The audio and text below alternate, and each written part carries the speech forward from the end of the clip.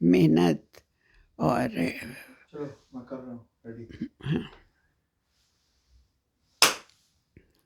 सभी दर्शकगण श्रोतागण को मेरा बहुत बहुत नमस्ते। आप सबका अभिवादन कि आप मेरी कहानी सुनने के लिए समय देते हो। आज एक कहानी और लेके आई हूँ। आज हमीरपुर नाम का छोटा सा जो गांव है उसमें सुबह से ही इतनी चहल पहल हो रही है। एक दूसरे से सब पूछ रहे हैं वह क्या, कोई किसी को फुर्सत ही नहीं ये बताने की भी कि आज क्या है। सफाइयाँ हो चुकी हैं चारों तरफ। सड़क के किनारे पर लड़के, जो बड़े बड़े लड़के हैं, उनकी ड्यूटी लगी हुई है। उन्होंने गमले रख दिए हैं।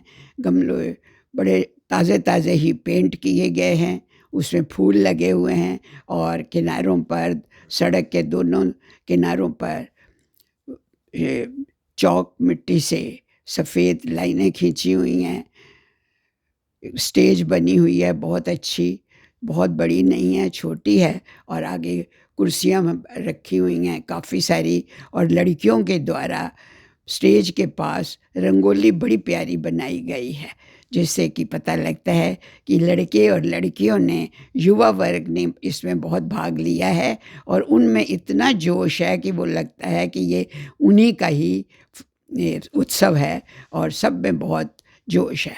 और साथ ही साथ जो असली काम है वो यहाँ के सरपंच, पंच और मुखिया का है, जो कि सबको प्रेरणा दे रहे हैं। और राधे श्याम जो सरपंच हैं वो तो ऐसे पगड़ी बांध के घूम रहे हैं कि जैसे वो उनके दूल्हे ने आना है और वो सारी बारात की का स्वागत करने के लिए तैयार है। फूल माला वगैरह भी रखी हुई है। तो कहने का भाव ये कि चारों तरफ खुशबू भी, फूलों की महक आ रही है, इत्र भी छिड़का गया है। सबको शौक था। और उनके किसी ने किसी एक से पूछा कि क्या है, तो दूसरे ने कहा सरकार आ रही है शहर से। सरकार का नाम सुनते ही, क्योंकि उनको लगता है कि अगर सरकारी कोई भी दफ्तर से आता है या कोई मंत्री या कोई और, तो जैसे पूरी सरकार ही आ रही है। तो ये सुनकर और भी ज़्यादा लोग खुश हो रहे हैं। 9:30 बजे तक लोगों ने आकर बैठना शुरू कर दिया। एक तरफ औरतें, एक तरफ आदमी, सज धज के लोग ऐसे आए हुए थे कि जैसे बिल्कुल शादी का सा माहौल था। स्टेज के ऊपर ही मुख्य अतिथियों के बैठने का भी इंतज़ाम था, माइक का भी इंतज़ाम था। तो कहने का मतलब ये कि चाहे ये गांव था, लेकिन कुछ पढ़े लिखे लड़कों से या दूसरे भी सरपंच वगैरह की मेहनत से माहौल ऐसा बन गया था कि जैसे लगता ही नहीं था कि ये एक गांव है। पूरे 10 बजे जहाँ पास की एक छोटी सी नहर इन्हीं लोगों ने बनवाई थी, वहाँ से होकर मंत्री महोदय और उनके साथ लोगों वहाँ उसका उद्घाटन करके आए। छोटी सी नहर इन लड़कों और यहाँ के लोगों ने मिलकर खोद, स्वयं ही खोद के बनाई थी, बिना किसी सरकारी मदद के। और वो दिखाना चाहते थे उनको, मंत्री महोदय को, कि हमने कितना काम किया है। और उसको उद्घाटन करके उसके बाद ये जो स्टेज बनी थी उस पे आकर उनको बिठाया गया और उनका स्वागत किया गया। जो आज के कार्यक्रम के सूत्रधार प्रेम प्रकाश जी थे, वो पढ़े लिखे व्यक्ति थे, ग्रेजुएट थे और बहुत अच्छे तरीके से सारा वो संचालन कर रहे थे। एक पीछे स्क्रीन लगी हुई थी और उस पे भी कुछ न कुछ आ रहा था। इससे पहले राष्ट्र भक्ति के गान चल रहे थे, अब गाने बंद हो गए और उनके स्वागत की तैयारी हुई। फूल माला के द्वारा जितने भी सरपंच वगैरह थे उन्होंने इनका स्वागत किया और तालियों की गड़गड़ाहट में ये सारा काम शुरू हुआ। सबसे पहले सरपंच जी ने अपना स्वागत 2-4 लाइनों में किया। ज़्यादा उनको बेचारों को बोलना तो नहीं आता था, लेकिन फिर भी।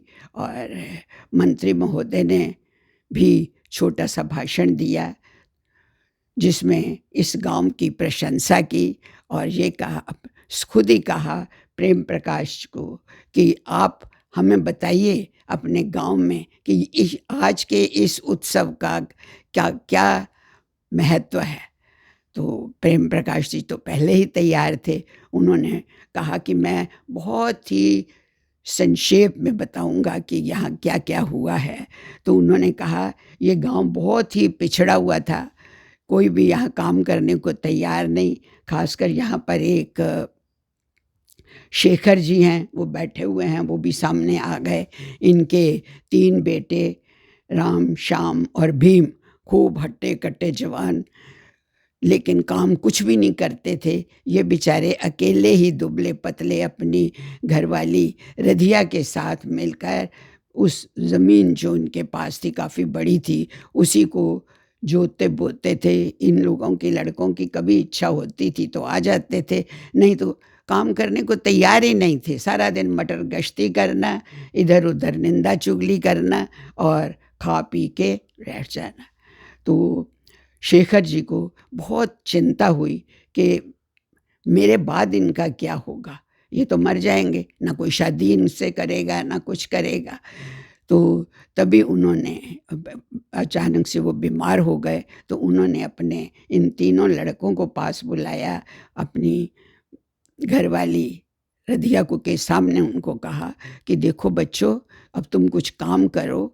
वो कहते हैं क्या करें, हमें तो कुछ आता ही नहीं। तो कहते हैं देखो ये जो खेत है अब मेरे से जोते बोए नहीं जाते हैं, मेरे पिता ने इसमें कोई खजाना रखा था, पता नहीं अब वो कहाँ है, मैं तो भूल भी गया हूँ।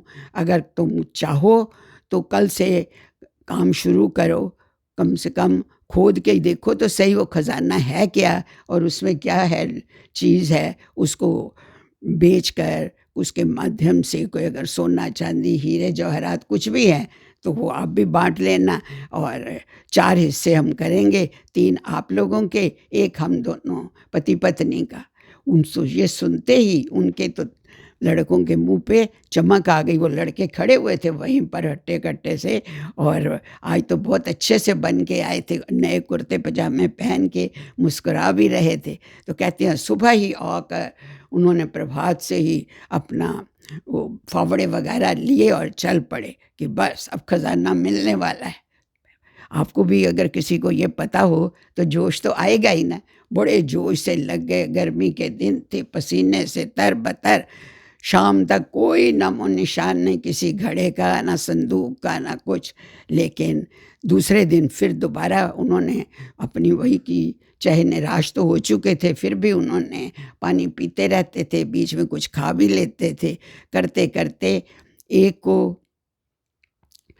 शाम को पहले, श्यामा को जो था बीच का लड़का, उसको एक घड़ा छोटा सा दिखा, लेकिन उसके ऊपर प्लास्टिक का एक ऐसे लगा हुआ था कपड़ा जिस पे रिबन बांधा हुआ था। तो उसके पिता शेखर ने कहा अभी नहीं खोलना, खोलेंगे हम सब इकट्ठे।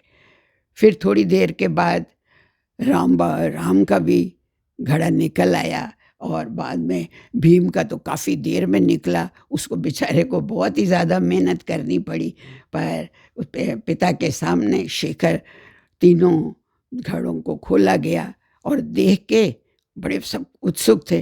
पर जैसे ही बड़े लड़के ने खोला तो देखा राम के उसमें गेहूं के दाने पड़े हुए हैं, चमचमा रहे हैं, बहुत सुंदर गेहूं, बड़ी अच्छी क्वालिटी की। वो देख के बड़ा ही हैरान, कहते गेहूं के अंदर कोई सोने के हैं चीज़ें। हाथ डाल के देखा कुछ भी नहीं था।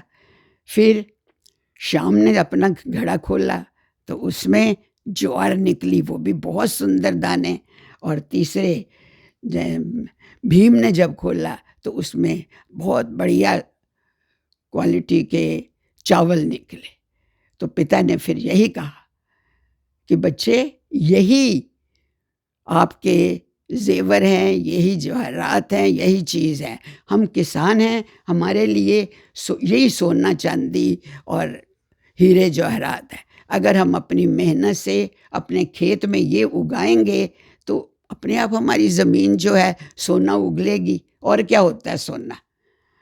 तो वो पहले तो मुंह उन्होंने लटकाया, फिर उन्होंने कहा कोई बात नहीं, अब खेत इतना हमने जोत दिया है, तो सरपंच को भी बुला लिया गया था। उसने कहा भाई अब इसमें इन्हीं जो अनाज निकला है ये बीज ही हैं, इस बीज से आप बुआई करो और आपके खेतों में लहर बहर हो जाएगी।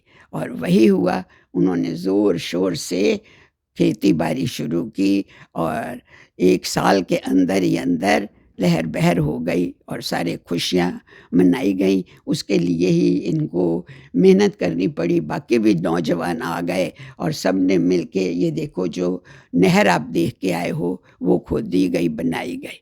तो इस वक्त हमारा गांव आदर्श गांव है। लड़कियों का एक छोटा सा स्कूल भी है। अब हम मंत्री महोदय से प्रार्थना करते हैं कि हमें कुछ पैसा दिया जाए, हमें बड़ी नहर खोदने की इजाज़त हो, उसमें आपका भी सहयोग हो, हमारे लोगों का भी हो और एक सरकारी स्कूल भी हो जाए।